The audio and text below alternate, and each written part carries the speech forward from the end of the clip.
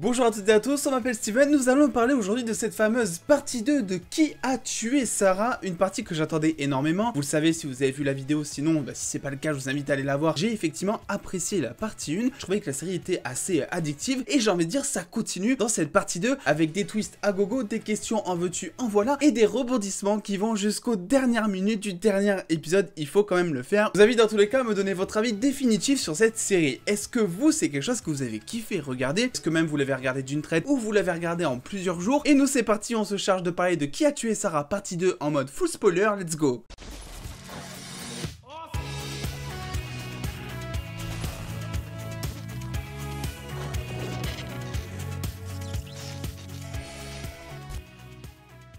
Alors je vais pas vous refaire le pitch, le résumé, si vous êtes là, si vous avez déjà vu la partie 1, sinon je vous invite effectivement à aller la voir. Mais je pense que j'ai préféré cette partie 2 parce que tout simplement il y a beaucoup plus de rebondissements. Même quand on sait à peu près les personnages, comment ils sont, comment est-ce qu'ils vont même évoluer, on se trompe totalement. Je vais prendre l'exemple par exemple de César, donc le père Lascano, qui lui voilà est une ordure depuis l'épisode 1 de la partie 1. Et on sent que déjà dans la partie 2, on commence à avoir un attachement. On sent dans tous les cas que c'est une ordure. On sent qu'il est prêt à s'enrichir sur le dos de tout le monde.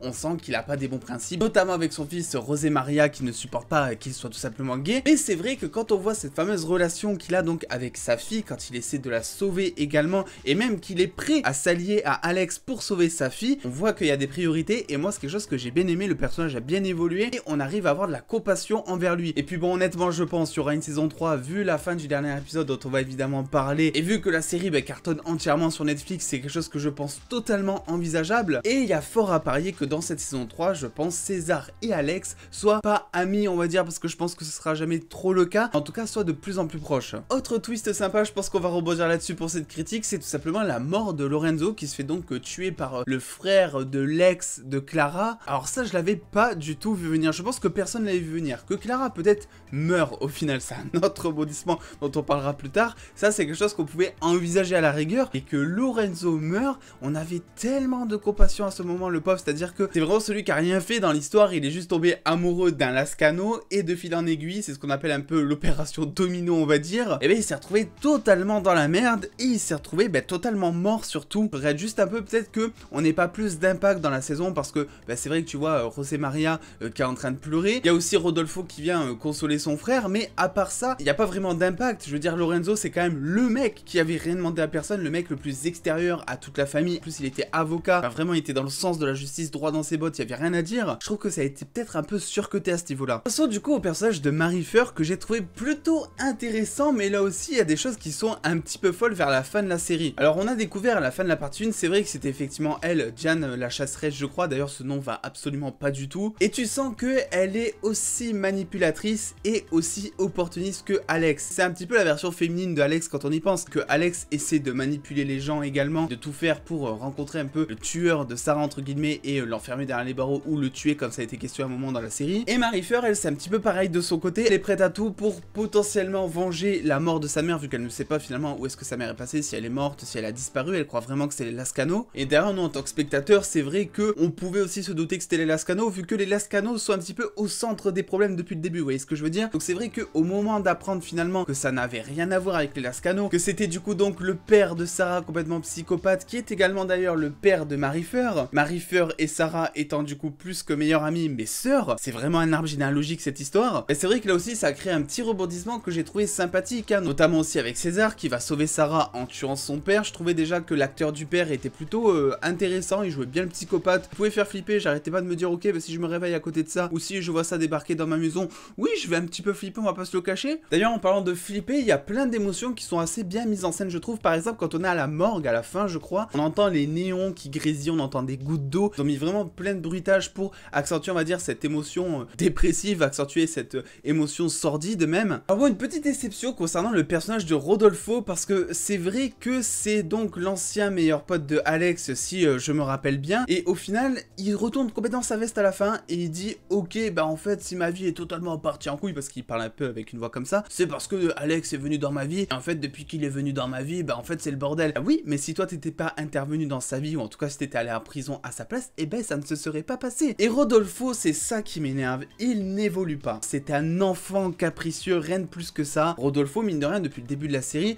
nous est vendu comme un personnage un peu brut épaisse, j'ai envie de dire, quelqu'un qui réfléchit pas trop, qui voilà, exécute les ordres. Et là maintenant, le voir direct à la tête d'un plan, c'est vrai que je trouvais ça assez bizarre, on va dire, mais pourquoi pas. Je trouve que son personnage dans tous les cas est un échec, et je ne supporte toujours pas le jeu d'acteur de l'acteur, donc j'ai l'impression que cet acteur est tout le temps triste, vraiment. C'est-à-dire que même quand il sourit, il a des yeux tristes.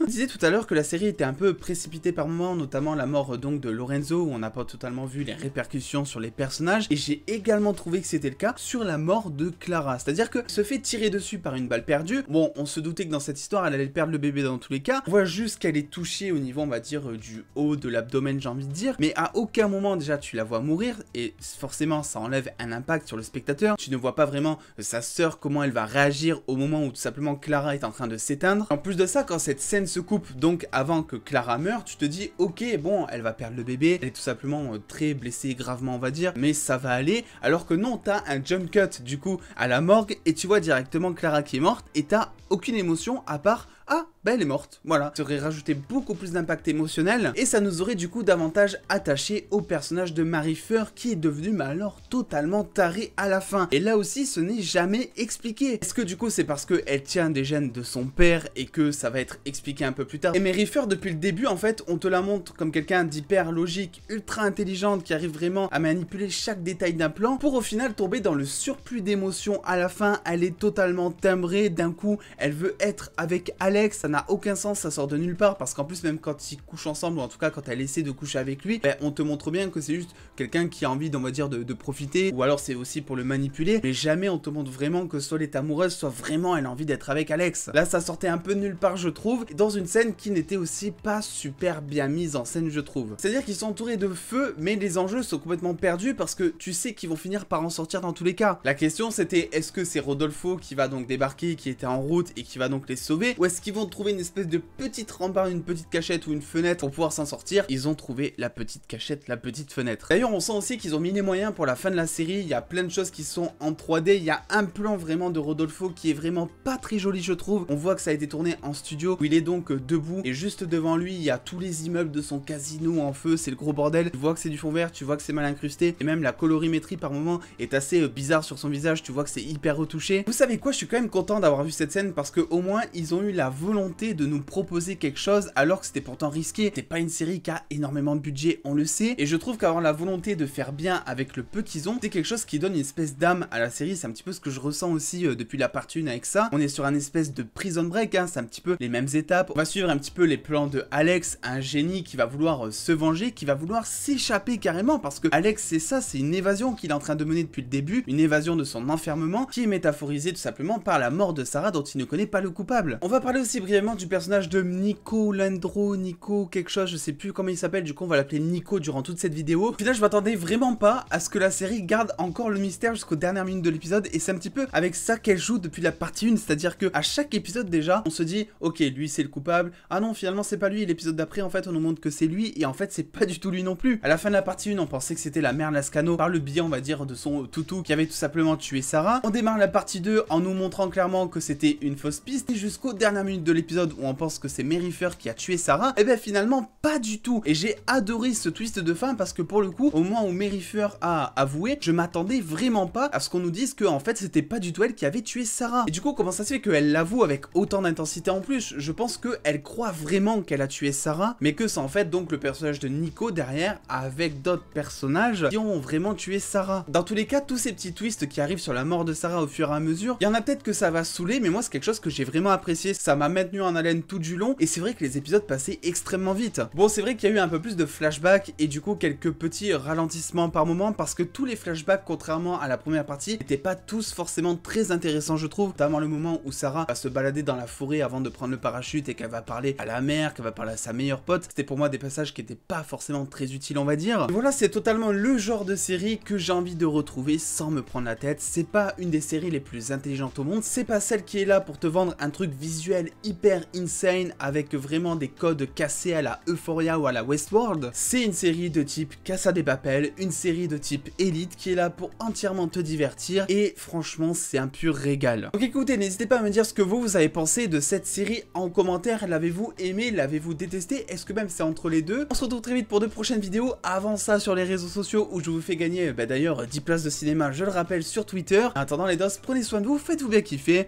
Des bisous les dos.